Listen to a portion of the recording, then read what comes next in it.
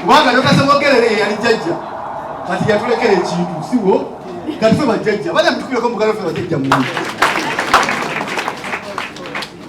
kakati UID. When we began the UID, netujija makerere ku guild canteen. Netugamba, let this not be an organization eyaba student intellectuals, because we were a student discussion organization. Netugamba, twekwate ku kibiina ekimu ekigundiivu. Let's find an organization that is now substantive. Fortunately, most of us had DP background. Kino tekiza muziki mukunganya bukunganya. Babale babatukako underground mujemu tukuye ki? Ekirala. Tosobola kukozesa kati tricks semogeze yakozesa. Best yakozesa 20 years. Sebagazi yakozesa 20 years ago. Ale nozikozesa kati 20. Nakwezo nabala banga muri very excited. 1 million match. When I get 1 million match. Now organizing a 1 million match, I went to London, I bought Sewagala on the same plane. KLM, at landing at 9 o'clock. 9 o'clock. So what I did is I was so much. Then I'm with London. Netutambulo kuventebe 1 million match. Twatu kekisa success money. Sawa munano gwechiro. That was the 1 million march we did in 20 years. See? 20 years ago. It can no longer work now. Kalimacha temptinze. Sala leo na mulema mkubwa. Those tricks we used 20 years ago cannot work. We must devise new, and we must devise new organization. But what teka tulina kukola ebintu betakolangako. Abantu abagala obuyinza bakola ebintu ebitakolebwanga. N'olwekyo maze okusema nabo budde bwebayiga akyogedde bulungi. Ekyokubiri kyera bonna mutegeere bwe tuba twagala okuzimba revolutionary leadership tuna okuzimba omukulembeze ffenna gwe tukkiriziganyiza. Bw'obeera n'ogamba nze Mabikke nze kino nze ngeno bakulembera ng'ate tukukkiriziganyizaako, however strong you may be, tosobola kutambula, tosobola kugenda wala nnyo. Nolwekyo twagala kati okuddamu okukkiriziganya ku bukulembeze.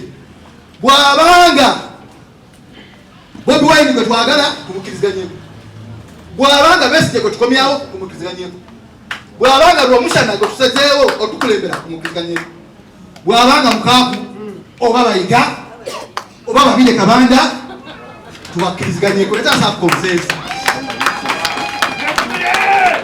Naye nze mmanyize nze bw'anaasalawo okwagala nze sikubako kalulu. Njagala sikubako kalulu. Tuba mweyo byonna byonna ne tusaasaanamu. Nze ndegera nikola ekibiina kyange abantu abasajja banyiiziza nnyo ne bakola sibitegera. Ababaka oba ne bagenda wa? Bano babayiga ne basigala baani? So we all scattered.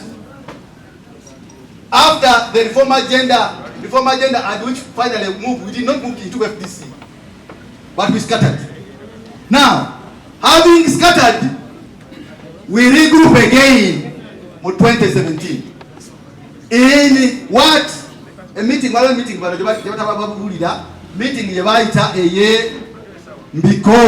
great Mbiko meeting, where all the factions were now gathered into one formidable organization. And that is what led into the DP-UID reunion. The momentum, the plasma of the reunion is yazimba momentum ya people power. Era people power eyabamuki ebintu nambala bigobera bulungi. Puli wana abantu bakuwa lale. Ndaba abantu bakuwa lale bagamba wakira kyakute. Wakira kyakute. We moved this whole country. We networked this whole country, district by district, underground. Kakuyege. naye the pressure etwamountinga ku Museveni yamuforcinga okusesema ebibiina by'obufuzi. There was Article 269. Do you remember Article 269? This country was a one-party state. It was us, Dr. Semogere, working with the international partners, embassies, the Americans, the British, who mounted that pressure. The party of President Museveni na grow in Fuzi. But we made no singularity. Bagera okujukira nga tumaze twali nkozi. You all remember the Nkozi saga. We bajukirira ati abusajja bwali kutusense.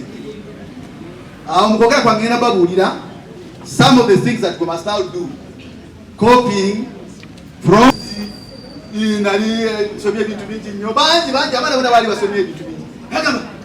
Naye tubagamba fe, we have come to augment you. We have come, we see there is a gap, there is a void. We have come to fill that void. The first moment we ever did as young people, very young people, was the opposition to Museveni in 1996. Opposition to Museveni. We are the ones who traveled the whole country building that network that Dr. Semogere used. Actually, the mulimu gwa bapa nganinga kasiringi bwenti. Bano mulimu gwa bapa wakwatira Dr. Semogere kasawo omwali nga amazige n'ebyokulya. That's how I was trusted. Nze nakwatira Dr. Semogere kasawo the whole country. Omwali ebyokulya n'amazige and to pass the whole country against your Dr. Museveni. Netuvaawo, we built a second momentum. Eya 1998 mwana jemwategera. Eya leta Haji Nasanteke Sewagala wa meya.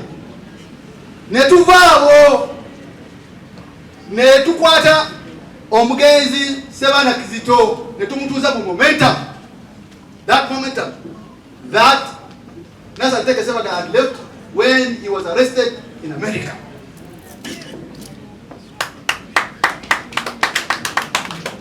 Nowadays as they all forget about Kanja. Or never get up on a man gets so that the new momentum that we must build must have the following characteristics. That momentum must be led by a revolutionary organization.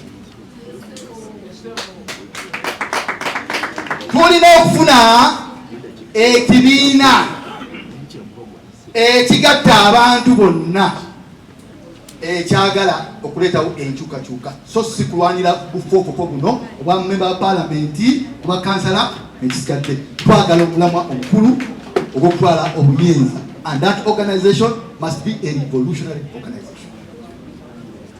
Mutegeera revolutionary organization? Ebizibu tulina nti bwe tuzimba revolutionary organization nga bwe twazimba reform agenda. It was revolutionary. It was bringing together diverse political shades. It was bringing together diverse people of respective shades.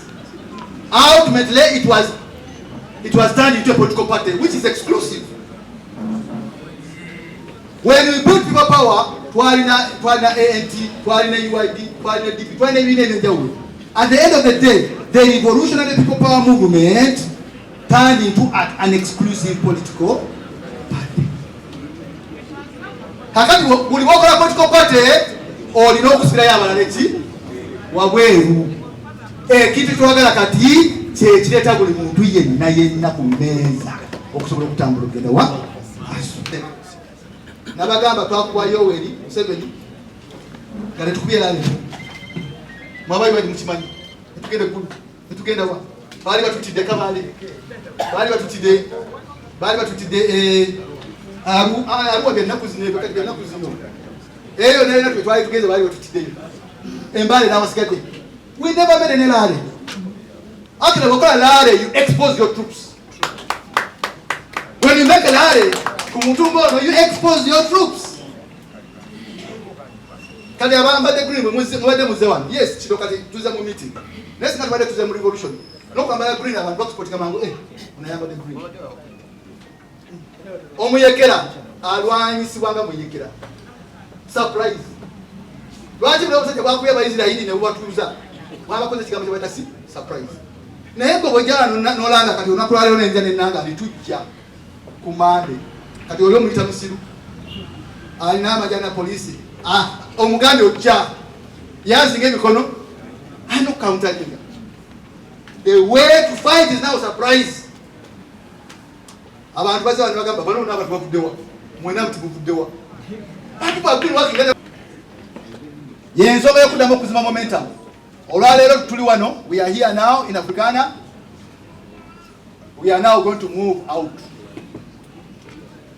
Kino kituuza butuuza tutandika butandisi. Era nga musanvu kati tuyisa olukiiko ate olw'enjawulo olutaziko olw'enkana reunion tuyise big tech meeting 7th tugako wano mu Kampala. We are yet to determine the venue of that meeting. Tubasaba muddeyo mu mbeera ziga abantu bonna n'abataliiwo bano bajja kujja abakulu. Now in our new organization, in our new ate tutwagala mu baana mugamba ti bagambye no buli omuntu mwagala by the way. Abazze n'abatazze bonna bonna tukola ki tubaagala. Naye mu kwagala okugatta abantu n'okutambula omulamu omupya tulina kale okukola ebintu ebyaki netumujjako engalo netuwagira reform agenda eyava mu FDC. Eyo netugijjako engalo netuwagira omuggundu ogwaleeta Sebaana netuleeta Nasantege Sebaggala wano nga Lord Mayor mu mbeera nammwe gye mwamanya gye yalimu. Netuvaawo netutandika okuzimba UID caravan, reunion caravan, netuzza DP engulu. Ate netubeera nga ffe twatandika ekisinde kye mwayita people power naye nga yali UID DP reunion. Eyo ye yavaamu NUP. Naye kakati wakati mu mbeera ezo zonna ojja kusanga nga buli muntu kati asiwa mukake. Naye nasiwa mukange asiwa mukabukuku. Twagala abantu bonna baveeyo mu mikwesese gyabwe bamanye nti ekituufu ekyokukola kwe kuleeta amaanyi gonna buli muntu gaasase tukkiriziganye ku byetaaga okukolebwa. Tujja kufuna omukulembeze agenda ffenna okututeeka mu kiseera atutwale nga tumukkiriziganyizaako era tukole kaweefube okusobola okuwangula. Ekyo tujja kukikola nga n'abali mu NRM bakkiriza kyekino ekituufu ekyokukola okusobola okuteekawo olutindo wakati wa generation enkadde ne generation egenda okudda era nga tukkiriziganyiza nti abo babadde mu buyinza buno okumala ebbanga eryo lyonna okubakuuma n'ebyabwe naddala obulamu kubanga oluusi kyebeeraliikirira. Kubanga Mawu yatwala ekibiina kyaffe ng'alina abantu batono n'agenda akitunda naye ffe ng'aba DP tukomyewo okweteekateeka tulabe ku nkyukakyuka gye mutugambye abantu edda ffe twakolanga ebyobufuzi nga tebirimu ssente ne tutambula Uganda yonna nga tukolerera eggwanga naye kati eno enkola eriwo ennaku zino buli muntu omala namusindika omugamba mpa ssente asobole okugenda okukola ebyobufuzi. Ekitukomezaawo wano twagala tuteekateeka okukola ambulera ey'ebibiina byonna ebyobufuzi nga tusindika omuntu omu atukiikirire kuba tumaze okizula nti buli muntu yenna gwe mulinnyisa waggulu bw'atuuka eri akola bibye bw'amala okweterezamu bw'ati ng'akola akabiina k'ebyobufuzi bw'afuna ababaka ba palamenti 2 nga waga nti nze leader of opposition Tovola Museveni lwaki atukinyeeko lw'ensonga eyo naye ffe tugamba katumale okwetereeza ffe ng'aba DP abala bali 20%, 30%, abala 2%, abala 4%. Kitegeeza ti resources za Uganda tezigabaniddwa mu mazima era mu bwenkanya. Abantu bali tubuuza mwali ludda guno gwe mulembe gwaffe aba UID abaana ba UID baluminayi bonna abasinga bali between 45 to 50 years. Era oyo omuntu omukulembeze ffe twetaaga okutwala eggwanga lino mu maaso. Omuntu atubuuziza lwaki megattane Kyagulanyi ne mutwala Nuupu mu maaso. Nuupu tesobola tikweyoka n'ekikusa. Democratic Party tesobola yokka. FDC tesobola yokka. UPC tesobola yokka. Netukwatagane ffenna. Era abanupu bayita nti baba balooza nti bamaanyi nnyo tebasobola kukigusa. Ebbanga abakolwa ne bamaze nga beetegeka okutwala eggwanga lino okutuuka kati we tuli nga tulaba nga tuli stack kati Museveni singa avaawo ani agenda ani addawo naawe bwe nkikubuuza tosobola kumpa ansa nolwekyo tuzze wano ffe nga abalumira eggwanga Uganda tutule wansi tuteme empenda tulabe tukoze tutya bane mulabe brain abakulembeze naye nga twali munoomu alina mu bukulembeze kitononyo kyesobola okufuna member of parliament ate omukulu omu agambye nti abantu bayonooneka tebakyafuna balanced diet. Ekiseera ng'Abafirika ab'eggwanga lino okuzza eggwanga lino mu mikono gyaffe, naye efforts nyingi oba okugezaako kungi okubaddewo kujjidde emitendera, kujjidde emisingi. Ogwakasembayo baguyita people power. Ali n'ebigambo ebimu tebivaawo nga democracy, ng'amaanyi g'abantu n'ebirala. Naye kikulu olina kwebuuza amaanyi g'abantu ge nakola luli gaali ga voltage ki?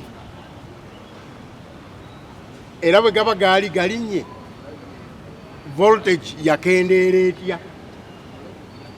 Ekyo tukiyita accountability mu struggle ne mu revolution.